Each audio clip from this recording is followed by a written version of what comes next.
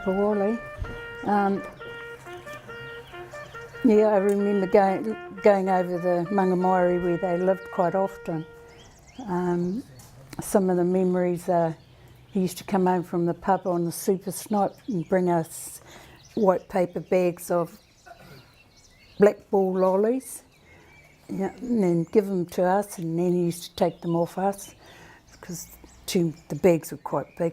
So I remember he was handsome, kind, gentle, really nice man. Little memories he had. Dad was supposed to go into the Second World War and Papa took his place. That Papa didn't want Dad to go to war, and because he had already been, yeah, and so Dad didn't go. Mm. But yeah, my guess is that he had seen the horrors of World War One, and he totally objected for his son to go over and witness that. One of the stories I heard was as part of the enrolment process, one of our relations was taking the names in, and he actually turned it to my grandfather and said, "No, I'm not going to enlist you because I'm going to have to deal with your dad." And so he sent him home, and I think that was Teddy Cruz. There's an understanding I've heard. He was in the hospital in France. And I've got the tiniest weeny little card about that big that he sent home to Nanny, and it's got on it 2 kisses Wallie, and it came from France. When they say that he didn't go to the front line, well, all those stories they are showing on the TV and those were the trenches they dug. To me, that's the front line. They were getting bombed and all those kinds of things, when they were digging those trenches, just a shovel and spade and digging.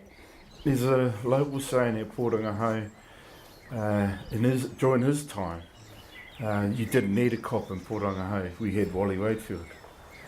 So therefore, any of the young boys that ever got in trouble, people like him were there to fix things up.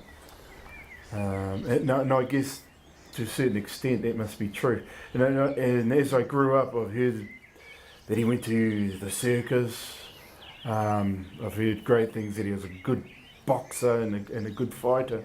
And I guess as you grow up, they almost become a legend to us young people, especially the boxing part, being at boarding school. And when we were young kids, my grandfather, Frosty, would step us aside and show us how to box, and that was from Papa Wallie.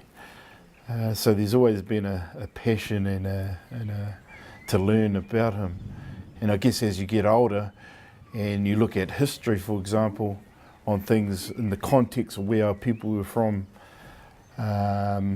post the Māori land wars, and then our population dropping to its lowest point at the turn of the century, in the 1900s. So we're going through a bit of resurgence or renaissance as a people. So when you think about, you're hitting 1911, our people would have been struggling, we lost a lot of land. What an adventure. The best adventure that's just been handed to you to go overseas, really. And I think that was the catalyst for a lot of our people to leave, to get overseas. And for me, like, Papa Wallie was a trailblazer. I mean, he left the South Island, came to the north on his own, made a living. He left living under circumstances. I think he was there fighting again. He got a bit of a bad name, so he had to leave that area, and eventually he came here, and he loved Portangaho, and vice versa, because he became part of the community. He worked at our urupa, he worked on the marae, so he was a people's person and kind of pulled a lot of the family here. He became a bit of a famous person locally.